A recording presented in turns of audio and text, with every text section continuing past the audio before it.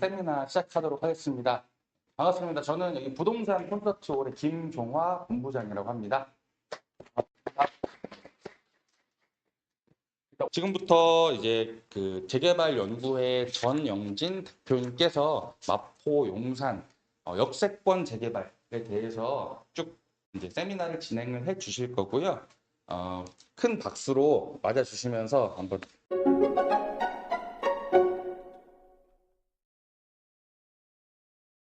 오늘 준비한 거는 제가 역세권 재개발에 대해서 좀 볼 건데요.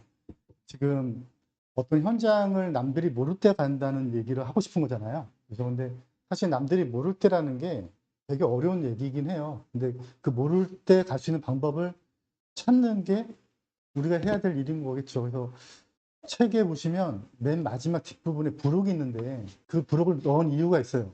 거기에 운영 기준이 있는데 그 운영 기준을 잘 보면 어떤 지역이 역세권 재개발이 되고 어떤 지역이 안 되고에 대해서 상세하게 해놨거든요. 근데 우리가 재개발 보다가 모아타운 보면 또 헷갈리고 모아타운 보다가 또 역세권 보면 또 헷갈리거든요. 근데 규정이 다 조금씩 달라요. 그래서 제가 그걸 좀 짚어드리면서 참고로 저는 부동산 전문가들 중에서 좀 공부만 시키기로 유명해요.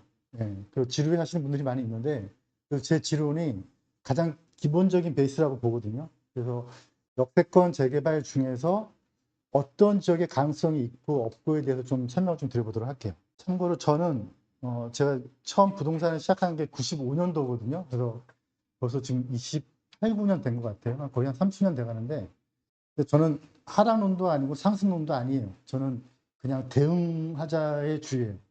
떨어질 때는 떨어질 때 나름대로 대응하는 거고 오를 때는 오를 때 나름대로 대응하는 건데 대응이라는 게 결국은 이제 실행이잖아요. 실행.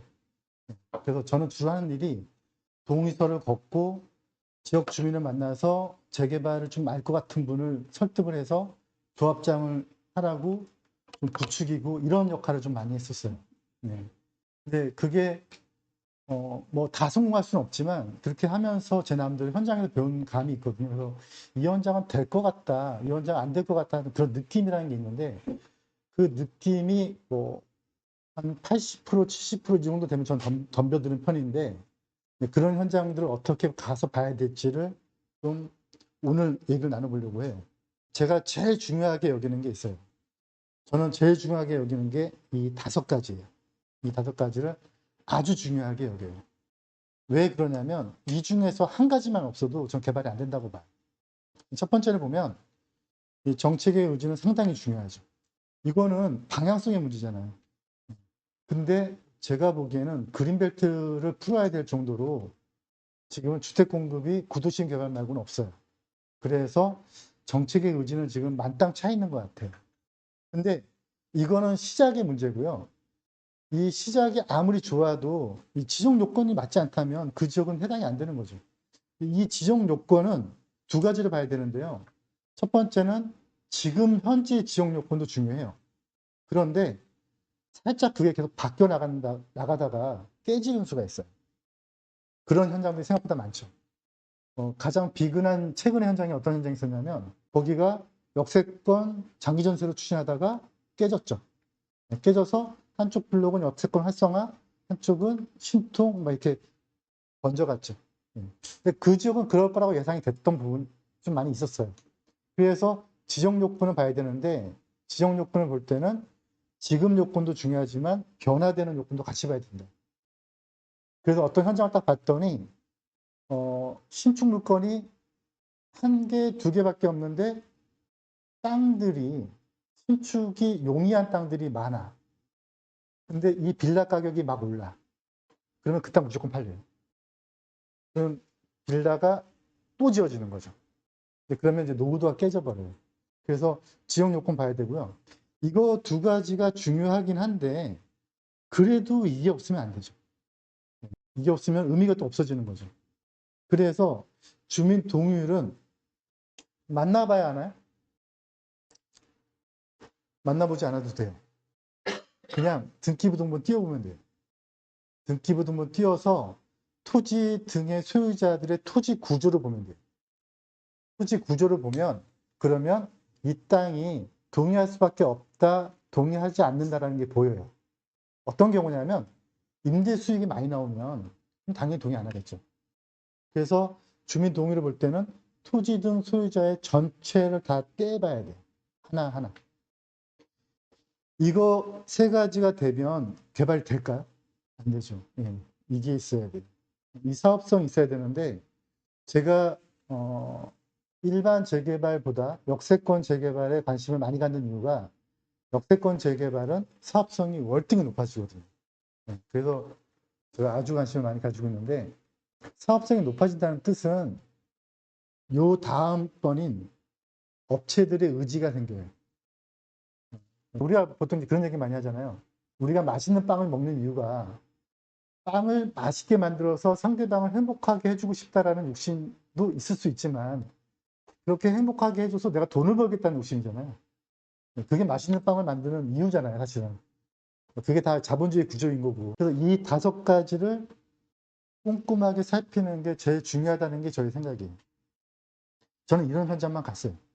그런데 제가 요즘에 추세를 보면 많은 분들이 여기에 관심들이 제일 많은 것 같아요. 근데 저는 이거보다 이게 더 중요하다고 보거든요. 그러니까 지정이 되는 게 중요한 게 아니고 진행이 돼야 돼요. 제가 보기에 아마 지금 신통 중에서 그리고 아마 노화 중에서 제 느낌상 거의 반 이상은 진행 안 돼요. 왜 그러느냐? 진행을 누군가가 해야 되는데 재미가 없거든요. 재밌어야지 진행할 거 아니에요. 그래서 진행을 누군가가 해야 되는데 그럼 재미를 누가 갖느냐? 앞단에 엑시트하는 사람들이 보고 마는 거죠. 앞단에 빌라를 쪼개서 팔고 여기 재개발됩니다라고 얘기했던 사람들이 엑시트하고 이제 끝내서 가는 거죠, 그냥. 실제적으로 진행될 곳은 누가 덤벼야 되냐면 빌라 쪼개기 업자들이나 유튜브들이 덤비는 게 아니고 저같이 동서를 걷는 사람들이 덤벼야 돼요. 근데 이 사람들이 그냥 덤비느냐? 재미가 있어야 덤비거든요. 돈벌이가 돼야 된다는 거죠. 그래서 저 같은 사람들이 돈벌이가 되는 현장들이 추진될 수밖에 없다는 거예요. 그래서 지정될 곳을 잘못 들어가면 남의 엑시트에 그냥 도움 주는 것밖에 안 되고요.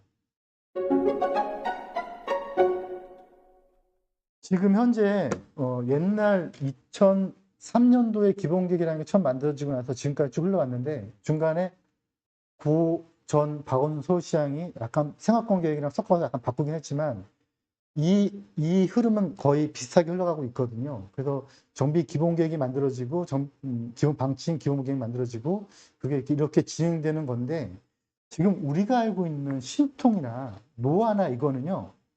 실행 단계인가요? 아니면 실행의 계획 단계인가요? 실행의 계획 단계인가요? 아니에요. 네. 실행의 계획을 계획하는 단계인가요? 아니에요. 실행의 계획을 계획하기 위한 그림을 그리는 단계예요.